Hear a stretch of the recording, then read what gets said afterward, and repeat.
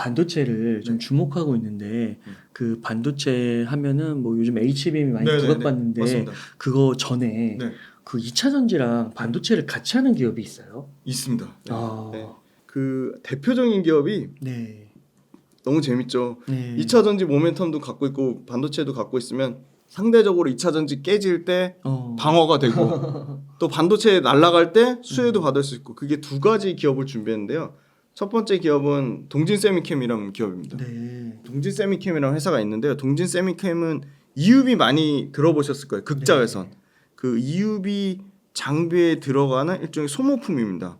그 EUV 포토 리지스트라고 해가지고 EUV 포토 리지스트를 만드는 업체인데, 이 EUV 포토 리지스트가 아마 올해하고 내년도에 엄청나게 많이 쓰일 것 같아요. 네. EUV 자체가 그 노광 장비를 ASML 거를 TSMC랑 삼성전자가 경쟁하듯이 지금 장비를 사가잖아요. 네. 근데 EUV PR이 국산화 이슈가 있었습니다. 2019년 아베 때부터 불화수소랑 폴리이미드 PI, 그다음에 이거 EUV PR, 이거 세 가지를 엄청나게 국산화, 이제 아베 때 소부장 해가지고 왜 일본산 못 쓰게 해서, 그게 오히려 이 동진 세미캠이나 이 뭐 폴리이미드 PI 쪽, 그다음에 아까 말씀 불화수소 쪽, 이런 쪽이 오히려 이런 업체들, 소재 업체들한테 전화위복이 된 것 같아요. 네. 굉장히 강력한 국산화에 대한 니즈가 있었고 국산화 성공했고요.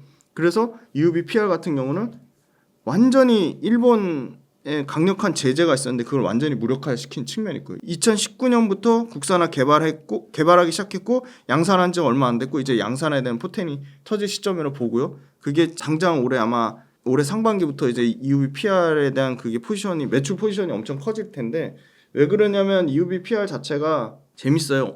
JSR이라는 회사랑 일본의 시네츠화학이 독점이었는데, 글로벌로 전체로 완전 독점이었는데 JSR이라는 회사가 국유화가 됐어요. 일본의 국부 펀드가 사왔거든요. 그럼 국유화됐다는 건 뭐냐면 일본 자체도 굉장히 보수적으로 증설하고 굉장히 좀 뭐라 그러냐, 고객사에 대응하는 거, 이 커스터마이징 하는 게 상당히 까다로웠는데 더 어렵게 된 거죠. 어떻게 보면 이제 국부 펀드가 가져감으로써 시장 확장에 대해서 더 보수적으로 바뀐 거죠. 그래서 일부는 지금 JSR의 그 시장 침투율을 상당 부분 동진세미캠이 가져올 가능성이 매우 높다고 보고 있어요. 왜냐하면 동진세미캠은 굉장히 공격적으로 캐파도 증설하면서 가격도 그 적정 가격을 잘 맞춰주려고 하고 있고 커스터마이징 해주려고 하고 있고 AS까지 다, 그런 측면으로 보면 일본 업체들이 점유율이 많이 뺏길 가능성이 있고, 그 다음에 그 EUV PR 같은 경우 지금 삼성이 거의 80% 넘게 일본산을 썼는데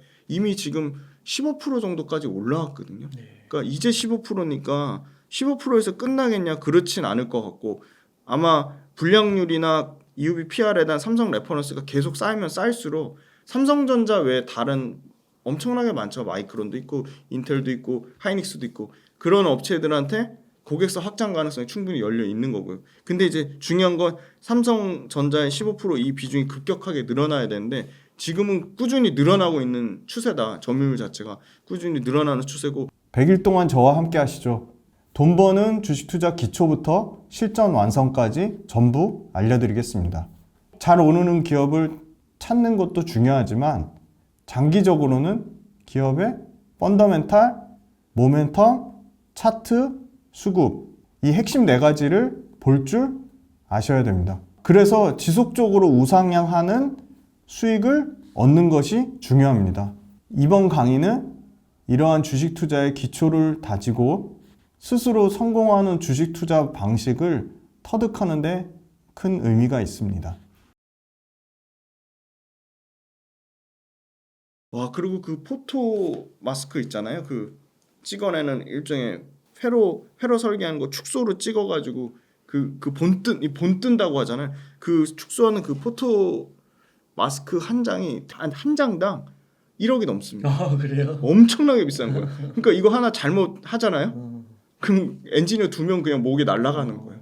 그러니까 그만큼 너무 비싸서 포토 마스크 불량 하나 떨어지면 난리가 나는 거예요, 현장에서. 그러니까 그럼 그걸 불량률을 어떻게 하면 줄일 수 있을까? 그러니까 EUV PR을 쓰면 포토 마스크 불량률이 급격하게 줄어든 거예요. 대략 퍼센테이지로 치면 20에서 30% 불량률이 줄어든다. 네. 그러니까 안 쓸 수가 없는 거죠. 근데 이제 국산화 막 시작하기 시작했고, 그리고 일본 업체들은 국유화돼서 움직임이 좀 움츠러드는 상황인 거고. 그래서 뭐 강력한 이제 동진 세미캠의 강력한 EUV PR 업체라고 할 수 있는 데는 일본 업체 이제 남은 시네츠 화학인데, 시네츠 화학이 또 재밌어요. 시네츠 화학이 EUV PR만 하지 않습니다. 네. 대주전자 재료에 또 강력한 또 경쟁사예요. 실리콘 응급제도예요. 분산돼 있죠. 네. 그래서 EUV PR에 지금 목숨 건 동진 세미캠이 상당히 커질 확률이 높고, 그럼 EUV PR 시장 자체는 그냥 어마어마하게 커집니다. 지금 2025년 기준으로 1.5억 달러에서 2억 달러까지 커지는 시장이거든요. 그래서 그럼 이 회사 매출이 찍힐까? 봤더니 EUV PR 관련돼서 매출이 24년도에 연간 이제 1조 5천억에서 연간 450억씩 영업이익 찍으니까 거의 2천억 정도 영업이익 예상하고요. 그리고 2차 전지 모멘텀은 뭐가 있냐면 이제 이 EUV PR 말고 2차 전지는 이제 그 음극재에 들어가는 실리콘 극재 등 실리콘 첨가제, 그거랑 CNT 도전제, 양극재형 CNT 도전제 하면 나노 신소재만 얘기하시는데, 양극재형 CNT 도전제도 이 회사가 이제 노스볼트형으로 납품을 하거든요. 그래서 실리콘 첨가제, 그다음에 양극재형 CNT 도전제. 근데 이제 포지션은 2차 전지 비중이 굉장히 적어요. 한 15% 언더인데, 이 15% 언더가 제가 봤을 때 20% 30%까지 늘어날 가능성이 충분히 있다고 보고 있습니다. 이것도 음극재형 실리콘 첨가제랑 양극재형 CNT 도전제도 할 수 있는 업체가, 특히나 양극재형 CNT 도전제 쪽은 진입 장벽이 좀 있거든요. 네. 그래서 이것도 2차 전지랑 아까 말씀드린 EUV PR이라는 강력한 국산화 모멘텀이 연결되어 있는 굉장히 탄탄한 회사, 그리고 굉장히 폐쇄적이에요. 고객사하고의 관계 때문에 그런지 이렇게 굉장히 정보를 잘 안 알려주려고 하고요. 그래서 오히려 이런 회사가 더 어떻게 보면 과하게 IR 얘기하면 우리 회사 좋은 점만 얘기하잖아요. 그건 오히려 굉장히 잘하고 있는 것은 보수적으로 하는 측면. 근데 그만큼 정보 찾기가 어려우니까 정보를 잘 찾아서 할 수 있으면 다른 업체들하고는 차별화될 수 있는 거죠. 왜냐하면 너무 제주 반도체, 뭐 퀄리타스 반도체, 오픈 엣지 날아가는 순간 이건 동진 세미캠 같은 회사는 전혀 못 올랐거든요. 그러니까 이 동진 세미캠이 반도체 소재로 시작해서 네. 2차 전지까지도 할 수 있는, 네. 그게 이제 자연스럽게 넘어갈 수 있는 네. 그런 산업에 그렇죠. 있는 네, 거예요. 네. 그 두 개를 갖고 있는 겁니다. 소재 기술력을. 네. 그러니까 이게 약간, 그러니까 이게 완전 독립된 게 아니라 네. 어느 정도 이렇게 공통점이 있는 기술인가 보네요. 그 기술적으로 네. 공통점은 없습니다. 근데 사업부 자체를 두 가지를 양분해서 가져가는 거죠. 양분해서? 네네. 그렇군요. 신기하네요. 뭐 또 하나의 기업이 네네. 있잖아요. 그다음에 이제 솔브레인이라는 회사가 있습니다. 솔브레인. 동진 세미캠이랑 아주 비슷한 사업 구조가 있는 거죠. 2차 전지 모멘텀도 갖고 있고 반도체 모멘텀도 갖고 있는데, 솔브레인은 2차 전지 전액인데요. 솔브레인 홀딩스가 해외 쪽을 담당하고 솔브레인이 국내 쪽 전액을 담당하는데, 국내 포지션으로 치면 엔캠, 동아기업 다음에 3등의 캐파를 가지고 있고요. 그다음에 솔브레인도 이 시가객이라고 해서 웨이퍼 표면 닦는 거거든요. 근데 이 시가객 관련돼서 비중이 전체 반도체 매출 비중에서 75% 정도 차지할 정도로 엄청 큰데, 시가객이 말 그대로 소모품이거든요. 이거는 뭐 전공정, 후공정 무관하게 공통으로 쓰이는 거고, 그다음에 이제 중요한 거는 이 웨이퍼 평탄화하는 CMP 슬러리 쪽이 있거든요. 몇 개 없어요. KC텍, TCK, 솔브레인 정도인데, 이 웨이퍼 평탄화 화학 기계적 연마라고 하는 CMP 슬러리, 저는 이쪽이 굉장히 소모품 시장이지만 굉장히 매출이 굉장히 안정적으로 꾸준히 잡히는 거죠. 왜냐면 전공정, 후공정 상관없고 비메모리, 메모리 상관없거든요. 네. 그래서 굉장히 범용성이 있다고 생각하는데, CMP 슬러리도 사실은 국산한 거죠. 그것도 또 역시나 마찬가지로 일본산을 썼는데, 국산한지 아베 때 그 2019년 이게 아까 말씀드린 3인방 중에 하나 또 국산한 거예요. 불화수소. 근데 그 불화수소 매출이 또 안정적으로 찍히잖아요. 거기다 CMP 슬러리 하고 있고, 시가액도 일종의 소모품이니까 계속 매출이 늘어나는 거. 그래서 매출이 어느 정도 늘어나나 봤더니 대략적으로 20% 정도 꾸준히 그냥 늘어나요. 20% 꾸준히 늘어나고, 그다음에 여기도 이 원자재 리튬을 쓰는데 리튬 가격이 빠진 거죠. 그러니까 원자재 가격이 하향 안정화되면서 마진 구조가 좋아지고 있고, 그다음에 세 번째는 디램만 계속 봤는데, 낸드는 디램보다 더 처참할 정도로 너무 안 좋거든요. 낸드는 가동률 50% 미만까지도 빠졌더라고요. 근데 가동률이 올라오는 과정인데, 낸드에 뭘 쓰냐면은 낸드 이제 그 막 200단 뭐 230단 해가지고 엄청 적층 많이 한다고 하잖아요. 그럼 그 적층 많이 하면 그 적층 많이 하는 그 사이사이에 소모품이 엄청 쓰이는 거예요. 네. 그러니까 D램보다 낸드 쪽에서 더 수혜를 받을 수 있는 게 낸드가 D램보다 너무 많이 급격하게 가동률도 떨어지고 생산도 줄여오는 바람에 조금만 회복돼도 그거에 대한 그 바닥에서 더 올라가는 기저 효과가 더 엄청 큰 거죠. 그런 측면도 있고 그다음에 이제 그 하반기에 낸드 쪽에서도 그 200단 이상 비중이 점점 더 커질 것 같아요. 그러니까 공정수도 늘어나는데 더 하이엔드 200단 이상 고 난이도 낸드 공정이 늘어나면 소모품 Q 자체가 커지는 거고 그다음에 두 번째는 가격인데요. 이 가격이 소재단에서 그 고유전율 하이케이라고 하는 거에 어떻게 보면 국내에서는 탑 1, 2 중에 하나인 DNF라는 회사가 있어요. 근데 이 DNF의 그 하이케이 고유전율 하는 DNF라는 회사를 이 회사가 인수해 버렸어요.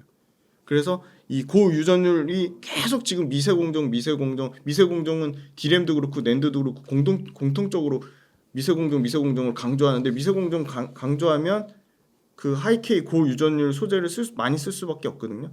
그래서 아마 이 DNF의 실적 모멘텀도 솔브레인이 같이 가져갈 것 같고 그래서 솔브레인은 반도체 단에서 소모품 2차 전지 단에서는 아까 말씀드린 전해액 모멘텀. 근데 전해액 모멘텀은 해외 공장 짓고 있는 솔브레인 홀딩스가 더 직접적으로 더 영향을 많이 받을 것 같아요. 그래서 솔브레인 홀딩스 그러면 어느 정도 캐파가 있냐 그걸 봤더니 배터리 3사 북미 캐파 관련돼서 삼성 SDI가 지금 스텔란티스가 25년도에 33기가와트시 그다음에 스텔란티스 제2 공장이 27년도에 33기가와트시 그리고 26년도에 GM 합작 인디애나 공장이 30 그러니까 대략 한 106 정도 기가와트시에 들어가는 게 인디애나 공장은 솔브레인이 유력하다. 그래서 이게 아마 실적 반영되는 거는 저는 내년부터 반영되지 않을까 그렇게 보고 있습니다. 그렇군요. 그래서 이렇게 솔브레인과 동진세미캠은 네. 사실 지금까지 2차 전지 언급하면서 한 번도 들어보지 못했던 네네네. 기업인데 반도체 기업이군요, 원래. 네네네. 그럼 그럼 둘 중에 어느 게 더 싸냐? 어. 동진세미캠이 훨씬 더 밸류에이션은 매력적입니다. 그래요. 네네. 더 싼 거는.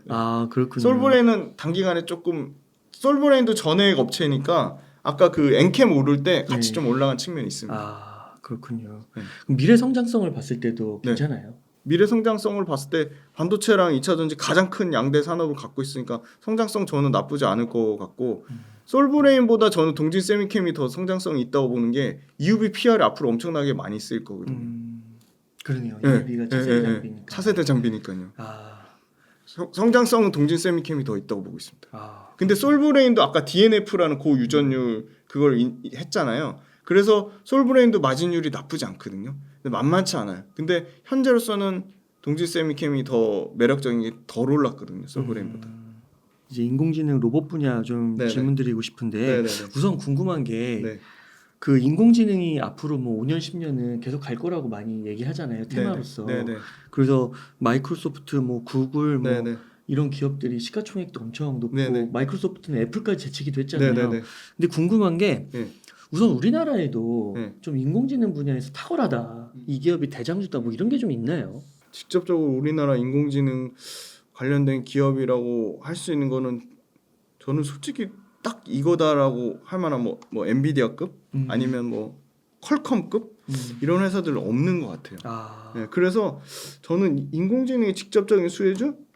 그러면 엔비디아는 너무 많은 분들이 말씀하셨으니까 네. 저는 퀄컴에 좀 주목해 보자라고 말씀드리고 싶어요. 자, 일단 퀄컴이 휴대폰 이 모바일에 들어가는 AP 어플리케이션 프로세서의 최정의 절대 강자예요. 넘사벽이에요. 휴대폰 그냥 넘사벽이에요. 네. 삼성전자의 불과 작년 만에 너무 다행인 거는 삼성이 지금 엑시노스 2400 해가지고 다시 이제 삼성전자 엑시노스가 퀄컴하고 나눠 가졌어요. 심지어 아시죠? 그 링의 대박 조짐이 있어요. 갤럭시 링. 네. 네. 그 갤럭시 S24도 그거 하는 거 있잖아요. 네. S24도 지금 선주문 엄청 네. 폭주한다고. 맞습니다.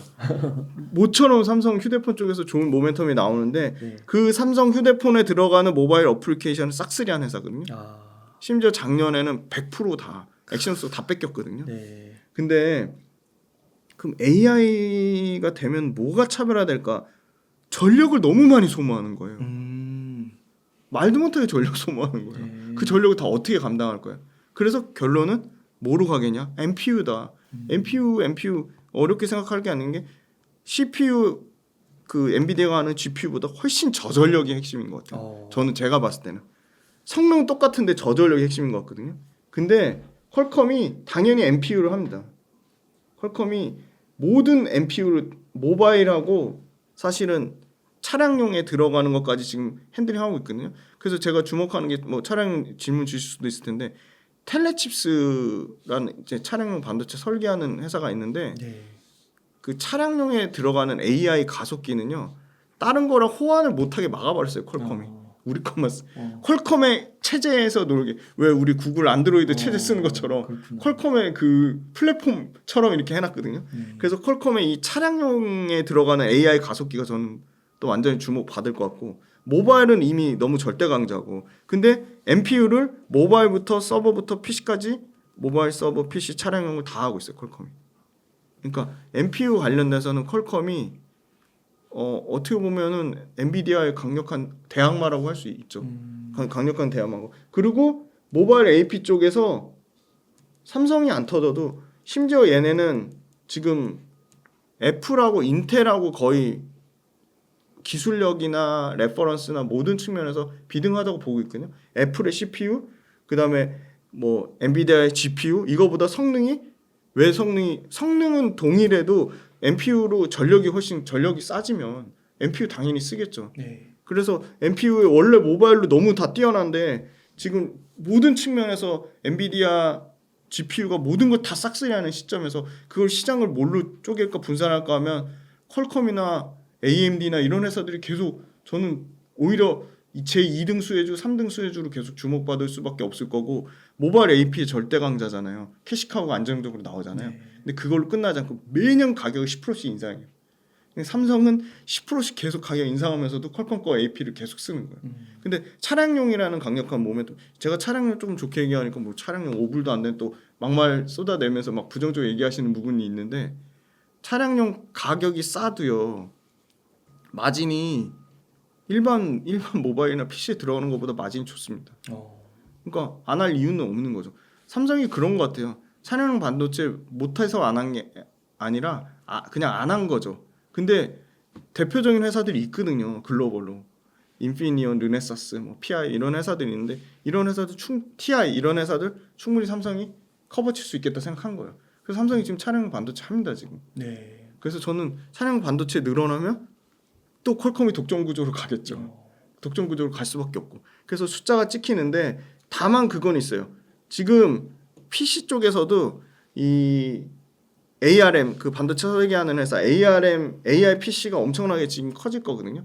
그리고 AI PC 커지면 당연히 NPU 쓰는 퀄컴이 수혜를 받는데 지금은 당장 이제 CPU나 PC 쪽보다 GPU나 데이터 센터가 상대적으로 더 주목을 받아서 그렇지 저는 CPU나 일반 PC나 이 퀄컴이 하는 자동차용 쪽도 상대적으로 저평가돼 있다 보고 있어요. 그래서 직접 인공지능의 직접적인 수혜는 엔비디아, 퀄컴, AMD 이런 회사들이 계속 독점 구조로 가져가지 않을까 보고 있습니다. 엔비디아랑 AMD는 좀 얘기를 들어봤는데 네. 퀄컴은 또 처음 들어보는 것 네, 같습니다. 이 모바일의 절대 강자인데 이제 모바일만 하는 게 아니고 다 하거든요. 모바일, PC, 차량용까지 다 하거든요. 그래서 그 퀄컴의 AP가 안 들어가는 데가 없어요. 네. 그렇군요. 네. 그러면 여기에 좀 플러스해서 네. 뭐 마이크로소프트, 뭐 구글 이런 네. 것들은 좀 빅테크들 네네네. 어떻게 좀 생각하세요? 저는 마이크로소프트가 상당히 좀 문서의 절대 강자잖아요. 네. AI의 기본 베이스는 이미지 아니면 문서거든요. 아니면 영상이거나. 네. 근데 그 문서 관련돼서 마이크로소프트를 대체할 게 없어요. 그래서 상대적으로 한글과 컴퓨터가 날아간 게 자국의 소프트웨어가 없는 업체는 심지어 한글과 컴퓨터가 대만의 모바일 회사 소프트웨어 패키지를 만들어줬거든요. 그런 것처럼 근데 웬만해서는 한글과 컴퓨터랑 마이크로소프트를 비교를 안 하잖아요. 네. 글로벌로 다 마이크로소프트에 MS 워드를 쓰고 MS 엑셀을 쓰잖아요. 근데 AI 기반이 영상 아니면 문서 아니면 음성 인식이다? 그럼 그중에 가장 강력한 출구를 담당하는 문서 관련된 모든 레퍼런스를 갖고 있는 MS가 제일 수혜받을 수밖에 없는 거죠. 기본 베이스 AI 기본 베이스가 뭔가를 보면 영상 아니면 문서 아니면 음성인데 근데 문서 베이스는 MS가 다 독점하겠죠. 네. 네.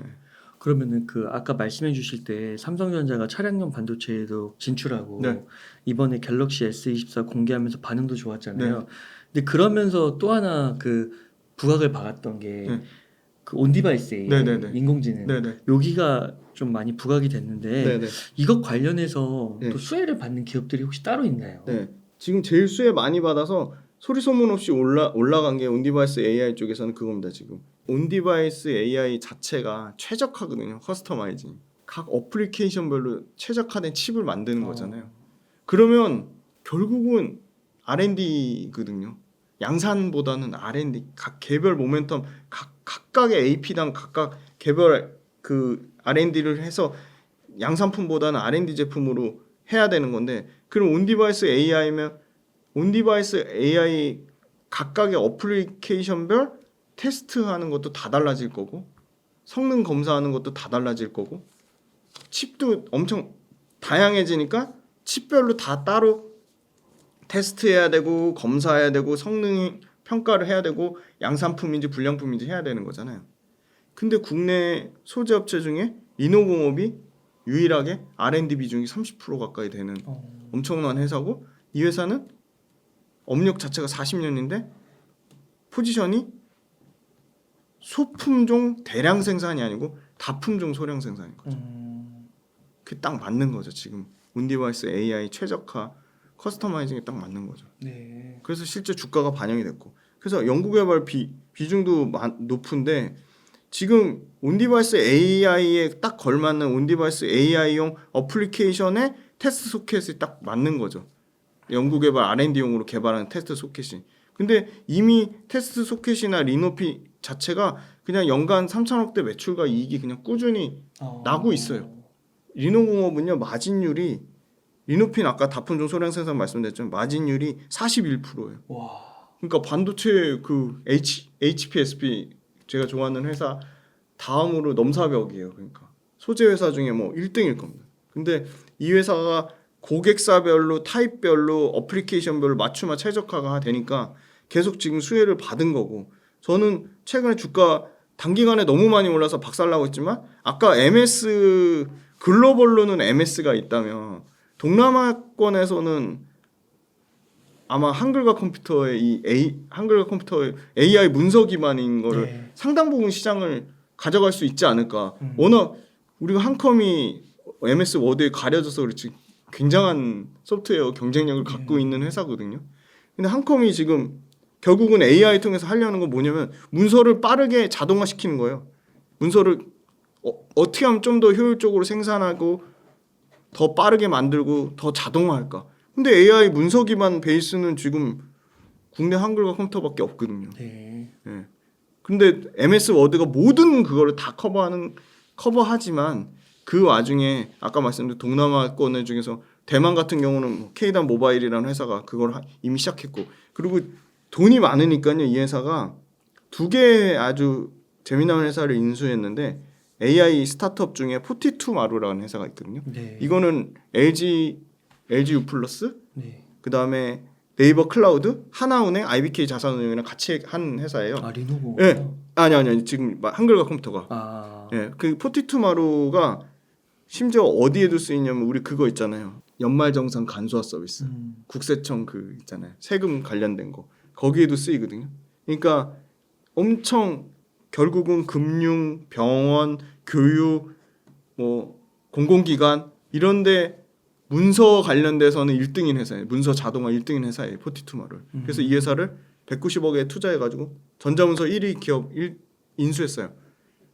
42마루라는 회사를 또 인수했고 그 다음에 클립소프트라는 회사도 인수했거든요. 다 이 전자문서 자동화 관련된 시스템을 하는 회사거든요. 네. 그러니까 한글과 컴퓨터는 AI를 통해서 문서를 자동화하고 효율화하는 거에도 영향을 끼치고 그것도 MS 다음으로 동남아 시장에서 대만을 필두로 커질 가능성이 있는 거고 두 번째는 GPT 스토어거든요.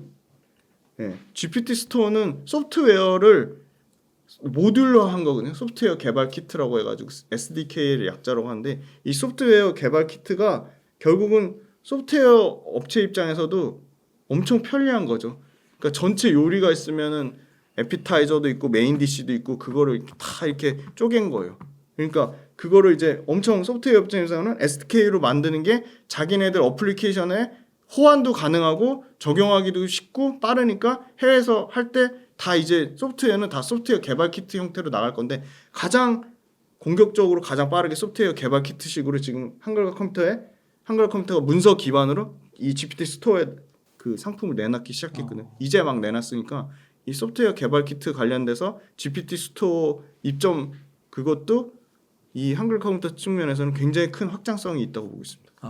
그러면 AI 쪽을 좀 봤을 때 중소형주에서 좀 찾자면 네, 소프트웨어 쪽.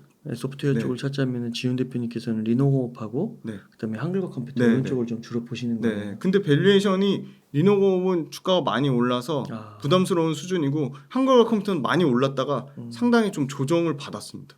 그렇군요. 가격적인 측면은 한글 컴퓨터가 더 매력적이지 않을까 보고 있습니다. 그래서 한글 컴퓨터 리노호 이런 기업들은 어떻게 발굴하시는 거예요? 이게 그 국내 이 상위 그러니까 소위 말하는 기술 진입 장벽이든 아니면 국내에서 뭐 시장 침투 1등 기업인 거는 몇 개 없어요. 진짜 몇 개 없어요. 그래서 이런 회사들은 이미 한글 컴퓨터는 저만 해도 한글 문서로 쓰고 있고 근데 공격적으로 이제 열심히 기사를 찾아보는 거죠. 왜냐면 너무 다 그런 제주 반도체니 다 오픈 엣지 테크놀로지는 너무 그 특정 종목들만 언급을 하잖아요. 그래서 생각보다 이 회사도 주가가 굉장히 퍼포먼스가 좋았는데 별로 얘기하시는 분이 없어가지고 그래서 한번 찾아봐 봤습니다. 그러시군요. 차량용 반도체는 아까 삼성전자 좀 언급해 주셨는데 뭐 중소형 단위에서 또 있나요? 텔레칩스가 지금 압도적이거든요. 텔레칩스. 이 회사 이제 막 좀 부각을 받는 것 같습니다. 차량용 반도체 돌핀 시리즈라고 해가지고요. 돌핀 지금 이제 7까지 양산하려고 하는데 지금 기존에 나가는 거는 3하고 5인데 원래는 현대차 거의 70% 비중이거든요. 근데 현대차가 잘 팔리면 이 차량용 반도체 텔레칩스가 잘 될 수밖에 없는 거죠. 왜냐면 차량용 반도체가 딱 그거예요. 다품종 소량 생산이에요. 그러니까 쇼티지까지 나오는 게 뭐냐면 모바일에 밀리고 데이터 센터에 밀리고 PC에 밀려가지고 야 그거 차량용 반도체 생산 삼성전자 하이닉스가 우리는 안 해줘. 그거 뭐 단가도 너무 아까 5불 뭐 얘기했잖아요. 단가도 낮은데 그거 우리 해줄 필요 없어. 야 그리고 너무 까다로워. 왜냐면 차마다 안전 조건이 다 다르죠. 품질 테스트 조건도 까다로워요. 그다음에 다 인증받아야 돼요. 안전 인증 받아야 돼요. 그러니까 너무 손이 많이 가는 거예요. 근데 마진은 나쁘지 않거든요. 그러니까 약간 계륵 같은 거죠. 그러니까 인피니온이니 르네사스니 이런 데가 싹쓸이 했는데 모바일에 밀리고 서버에 밀리고 PC에 밀리다 보니까 양산을 안 해주는 거예요. 반도체 업체 그 파운드리에서 안 해주니까 밀리다 보니까 쇼티지가 나는 거고 그런 나머지 르네사스니 인피니온 이런 회사들 완전 독점으로 다 가져갔는데 근데 이제 거기서 이제 그 공급단에서 그게 조금 풀리니까 다시 이제 삼성전자도 하려고 하고 있고 신규 이제 글로벌 업체도 관심을 갖는 거죠. 왜냐하면 마진이 좋은데 차량 반도체 시장이 급격하게 커질 것 같으니까. 그래서 이 텔레칩스라는 회사가 아주 오랜 기간 동안 비용 인력을 엄청나게 들어가지고 개발을 했고 그게 현대차의 제일 비싼 차종에 안 들어갔어요. 제네시스만 못 들어간 거예요. 제네시스는 엔비디아 거 들어갔는데 그것까지 이제 텔레칩스의 돌핀이 현대차 제네시스까지 현대차의 전 차종에 다 들어가기 시작한 거예요. 차량 반도체가. 근데 돌핀 3보다 돌핀 5가 가격이 30% 비싸요. 돌핀 5보다 돌핀 7이 40%더 비싸요. 그러니까 단계를 올릴 때마다 업그레이드 될 때마다 가격은 계속 비싸지는 거예요. 그냥 기본 30%씩. 근데 지금 돌핀 시리즈가 지금 잘 팔려가지고 차량용에 현대기아차에 납품했는데 그 현대기아차 납품한 거에 레퍼런스가 밑바탕이 돼서 독일의 컨티넨탈이라는 부품사가 있거든요. 랭킹 6위, 글로벌 6위나 7위권이에요. 그러니까 컨티넨탈이 다이렉트로 그럼 우리도 차량 반도체 텔레칩스 거 돌핀 시리즈 쓰겠다 해가지고 현대 기아차 70% 75% 비중에서 컨티넨탈에는 강력한 독일계 글로벌 완성 부품사가 고객사로 다시 들어온 거죠.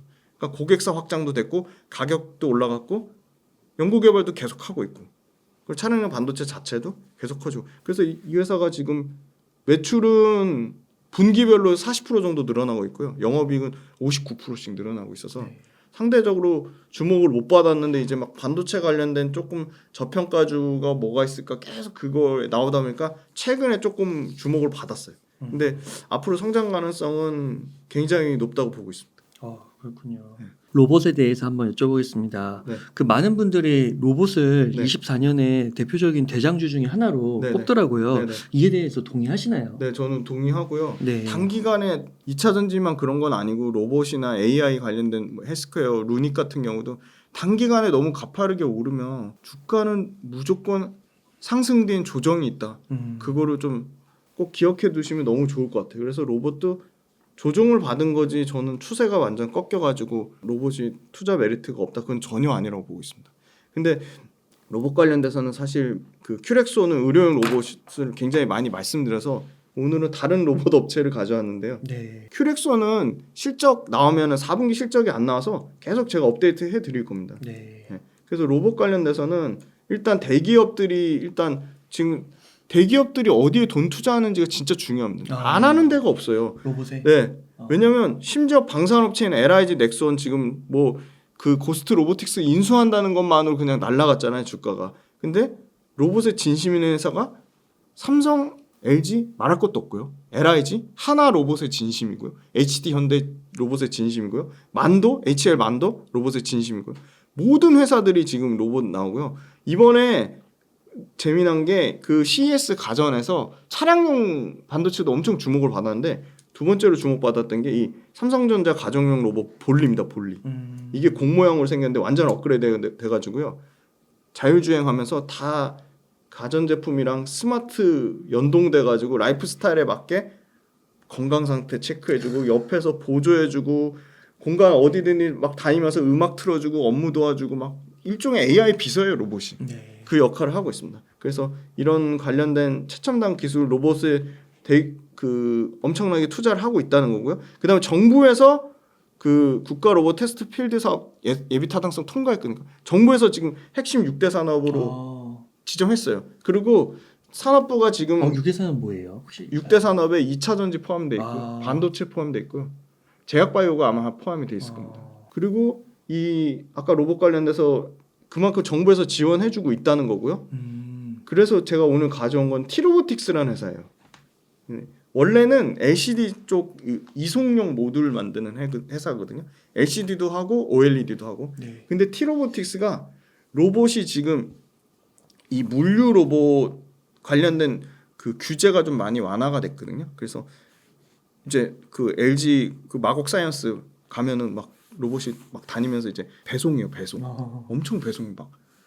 그리고 아까 말씀드린 것 중에 CES에서 배송 로봇 중에 아마존 로봇이 또 히트를 쳤습니다. 아마존의 배송 창고에서 직접 자기가 자율주행하면서 다 이거 싣고 놓고 정렬하고 이거 하는 아마존의 그 휴머노이드 로봇이 있거든요. 디지트라고. 디지트가 지금 테스트가 거쳐가지고 지금 이제 엄청나게 아마존 물류 창고에서 디지트가 폭풍 이제 성장할 거로 보이는데 그거에 딱 차관점을 얻은 게 티로보틱스거든요.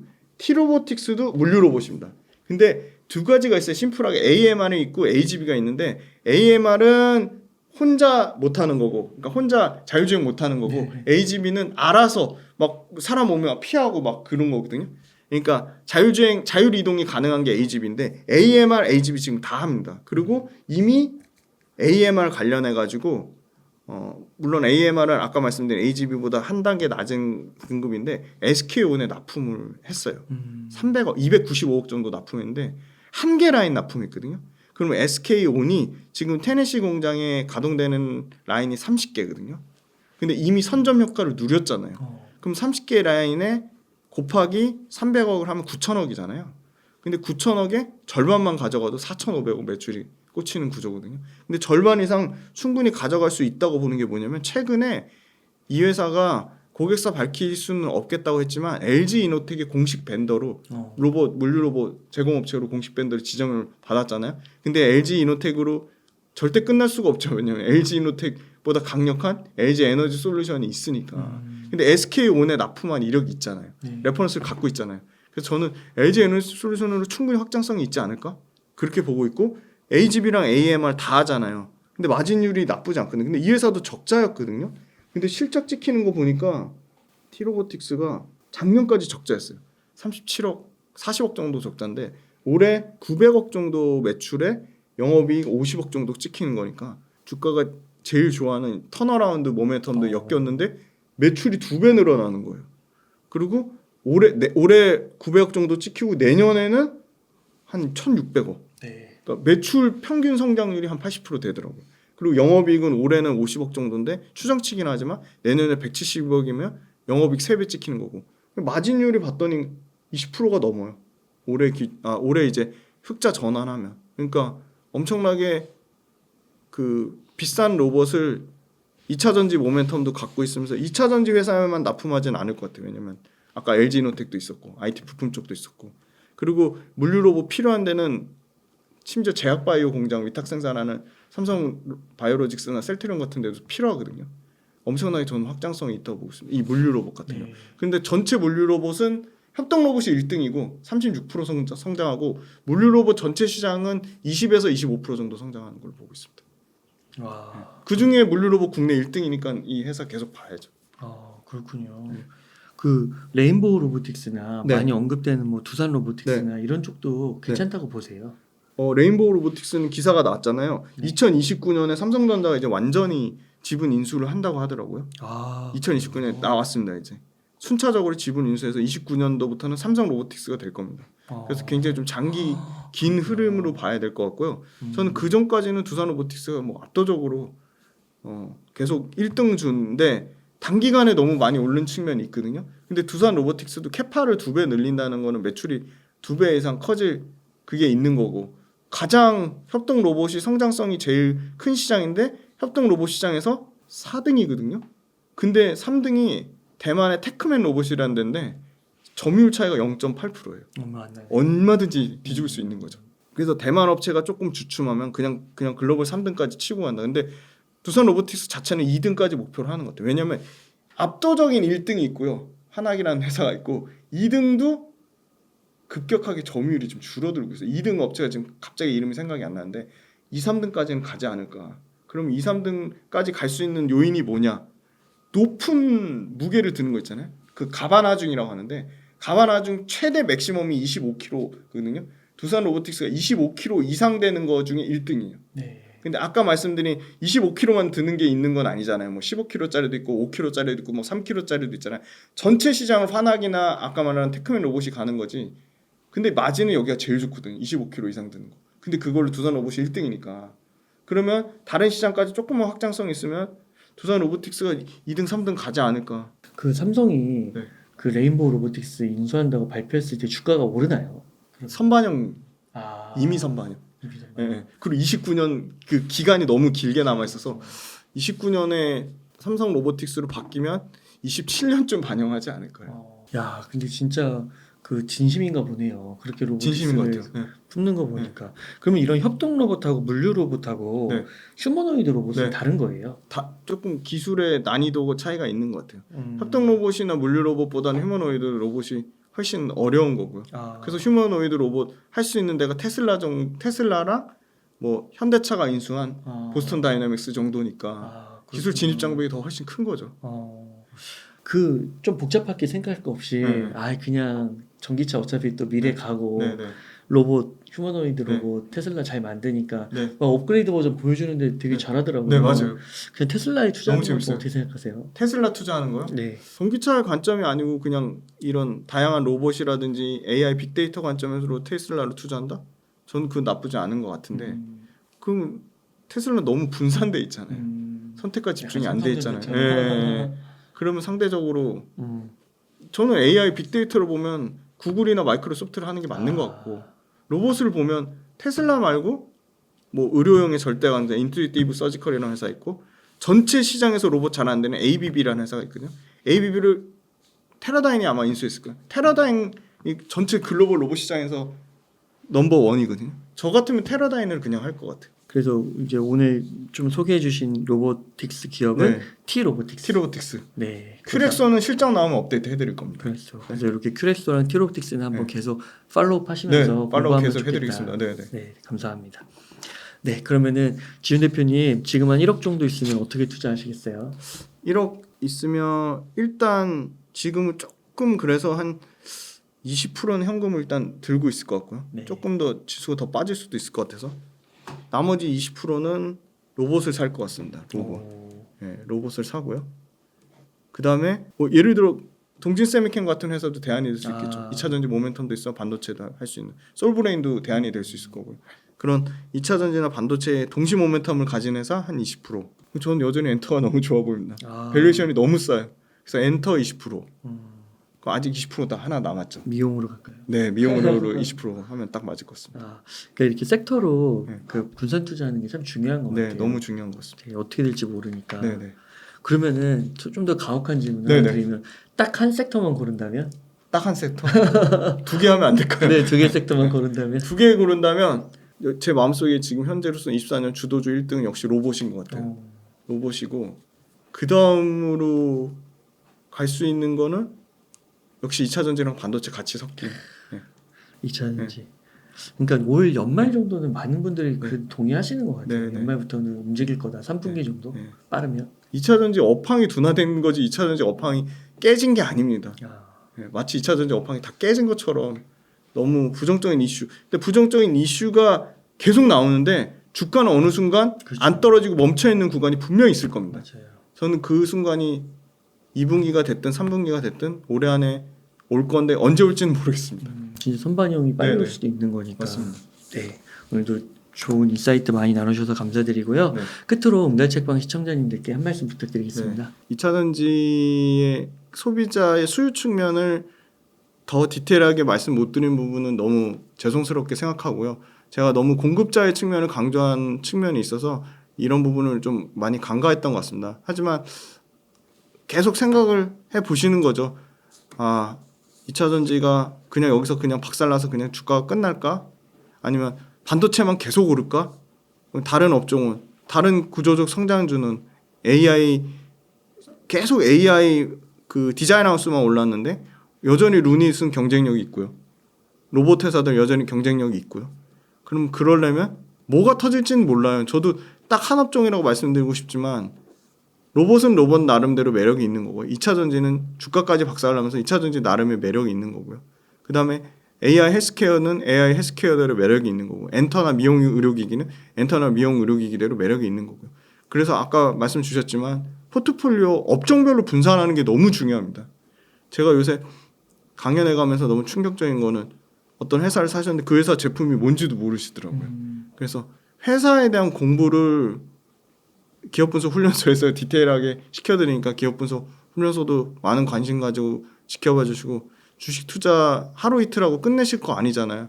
너무 조급하게 생각하지 않으셨으면 좋겠습니다. 그리고 응달책방 관련돼서 나오시는 분들의 얘기는 참고만 하시는 거예요. 뭐 그분들 저 포함해서 수익 나신다고 그거 나오시는 패널 분들한테 쉐어하실 거 아니잖아요. 손실 났다고 막 또 엄청 그렇게 막 부정적으로 얘기하고 욕하고 막 그러시면 오래 투자 못 하세요. 그래서 저는 낙관적이지는 않대. 좀 긍정적인 마인드를 가지고 투자하시고 우리나라 이렇게 좋은 기업들이 많은데 얼마나 감사하고 좋은 일입니까? 그리고 2차 전지 예를 들어 말씀드리면 2차 전지가 지금 연간 그 지방 아주 핵심 육성 인재 양성을 어마어마하게 했어요. 그래서 너무나 이 구독자분들이 감사하게 2차 전지에 많이 투자해 주셔서 고용 유발 효과가 엄청나게 일어났다. 그 말씀 꼭 드리고 싶고 주가 빠졌다고 또 너무 스트레스 받지 않으셨으면 좋겠고 주식은 평생 함께 해야 될 친구로 생각해 주셨으면 좋겠고 그래서 어느 패널들이 얘기하는 거는 참고사항입니다. 투자 판단과 원칙과 기준은 꼭 본인이 먼저 정립을 하시고 개별 기업도 들으시고 시황도 보셨으면 좋겠습니다. 네, 감사합니다. 이렇게 해서 김주윤 대표님을 모시고 이야기를 나눠봤습니다. 긴 시간 동안 유익한 인사이트 많이 나눠주셔서 감사의 말씀드립니다. 오늘 고생 많으셨습니다. 감사합니다.